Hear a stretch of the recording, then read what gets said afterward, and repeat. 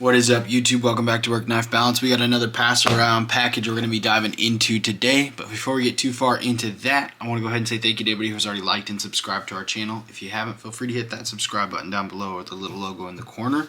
You can also head over to Instagram and like us at Work Knife Balance 939. If you send us a knife or something for us to review, we'll go ahead and send you back a sweet sticker as a thank you with your knife or whatever you send in, so we can just say thank you for that. So I'm going to go ahead and open this up and put some duct tape over the packaging on that side right there. But let's see if we can dive into this real quick. Get in here, see if I can open this up. How is this one? Sometimes you have to be smarter than packaging, sometimes it's harder than it looks. Alright. I think we got it. Cool. Alright, so looks like this one came from Bluminati Ninja. There's quite a few Bluminati stickers in there. But, there we go. We got the knife. Our unboxing knife today was the Saje Rango. That's one of the prototypes for our knife that will be hitting Kickstarter here. At the end of the month, we're shooting for August 28th. It's a 20 CV titanium frame lock knife. This will be the first edition that we send out there. There will be a G10 with 14C28 coming after this. Absolutely love this knife. Super stoked to bring this to the community. But that's not what you're here for. You're here to see what we got in the package. Looks like we got a Tackom knife. Yep. Tackom. I actually thought this one... Ooh. I actually thought this one was already here. I haven't reviewed this one yet, but I am pretty excited. I forget which this one, what is this called? The Vigor. This is the Tackom Vigor. It's in 154 cm. You can get it in aluminum, G10, and the OEM is Best Tech. It's $170. So let's go ahead and do some measurements on this bad boy real quick. I like that action. Alright, let's open it up. We'll get some measurements on this one real quick. Tip to tail, we are looking at about 7.5 inches.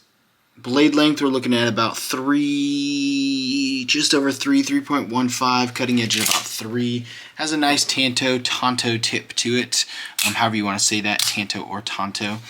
Not a lot of play. Pretty good action, not a lot of blade play when it's out there. And it actually responds really well. Forward and back.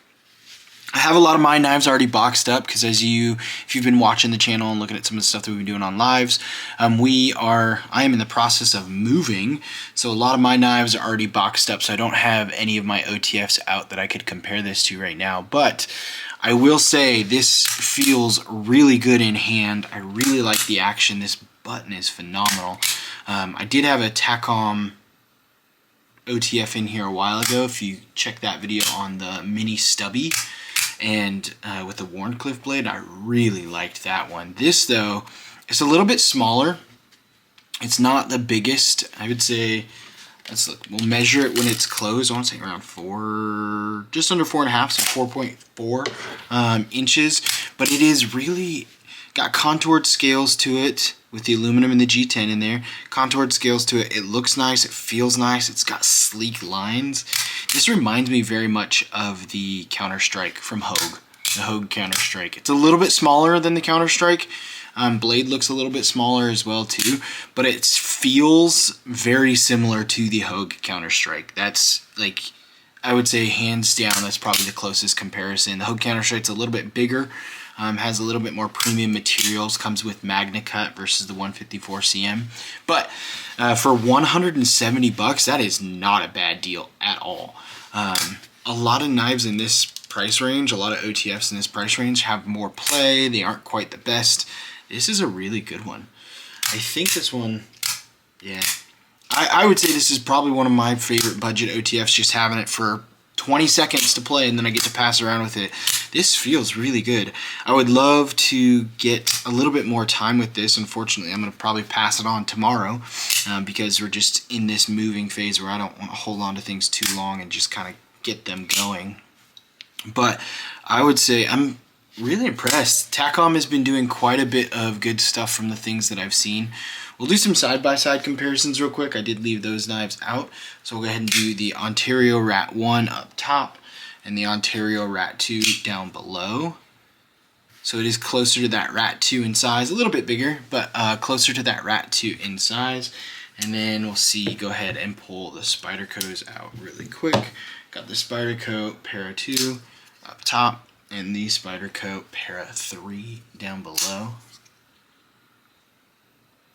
Give you some good side-by-side comparisons there. So if you got any of those knives, kind of gives you an idea of the size versus me just shooting out some measurements for you. But yeah, there's nothing like super crazy fancy about this knife that I'm like, as you look at it, it doesn't have like insane angles, or it's not like super premium material. It's good material.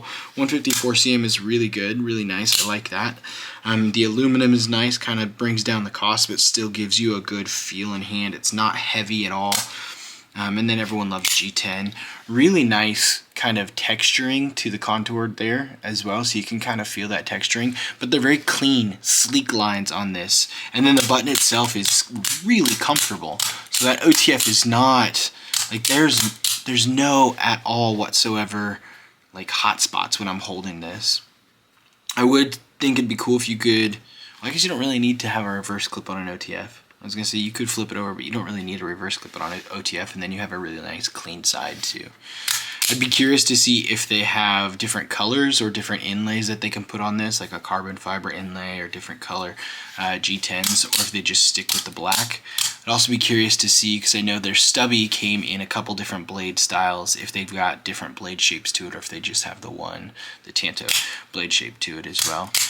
Action is not hard to push out. I would say it's a little light, honestly. Usually I can't push out with that pointer finger, and I'm able to get that out a little bit with the pointer finger there and back in. But definitely a safe knife, not anything that you're going to have to worry about. It's not like overly easy.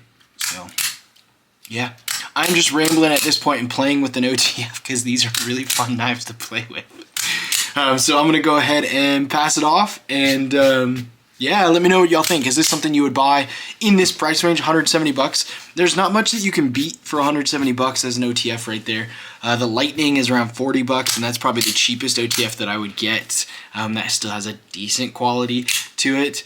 And then jumping up, you've got around 300 bucks is where you hit kind of like the entry level into really good OTFs. And this one could be breaking that. Of course, it's not USA made. So that's going to bring the cost down on it quite a bit, and it doesn't have premium materials, no MagnaCut or anything like that on the blade steel. It's going to have just kind of moderately good blade steel, moderately good materials on the handle, but feels really good in hand. Ergos are nice, has a good weight, really good action. Yeah, I would say this is probably definitely a solid buy for me, personally. Let me know what y'all think down below. Until next time, though. TTFN.